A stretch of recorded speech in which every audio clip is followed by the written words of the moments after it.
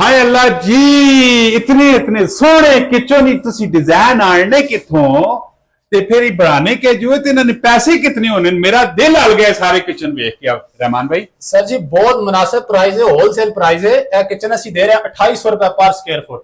लोग 3500 3000 बेचने ने, 4500 भी बेचने ने, लेकिन साडा होलसेल रेट है।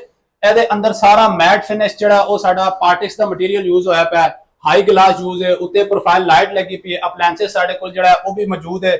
ਸਟੋਵ ਤੁਸੀਂ ਦੇਖੋ, ਇਹ ਮੁਨਾਸਿਬ ਬਜਟ ਦੇ ਵਿੱਚ ਸਾਡਾ ਕਿਚਨ ਆ ਰਿਹਾ ਹੈ। ਇਹਦੇ ਵਿੱਚ ਸੌਫਟ ਕਲੋਜ਼ ਟੈਂਡਮ ਬਾਕਸ ਇਹਨਾਂ ਨੂੰ ਕਹਿੰਦੇ ਨੇ, ਚੈਨਲ ਲੱਗੇ ਪਏ ਨੇ, ਠੀਕ ਹੈ। ਸਿੰਕ ਬਾਕਸ ਸਾਡਾ ਵਾਟਰਪ੍ਰੂਫ ਹੁੰਦਾ ਹੈ, ਉੱਤੇ ਗ੍ਰੇਨਾਈਟ ਲੱਗਾ ਹੋਇਆ। ਤੁਸੀਂ ਆਪਣੀ ਮਰਜ਼ੀ ਦੇ ਮੁਤਾਬਕ ਕਸਟਮਾਈਜ਼ ਇਸ ਉੱਤੇ ਕੁਰਾਨ ਲਗਵਾ ਸਕਦੇ ਹੋ, ਮਾਰਬਲ ਲਗਵਾ ਸਕਦੇ ਹੋ, ਕੁਝ ਵੀ ਤੁਸੀਂ करवा सकते हो। वैसे तो सर लोकेशन की थी, तो सर कॉन्टैक्ट नंबर की location sir F11 street number 1 Islamabad.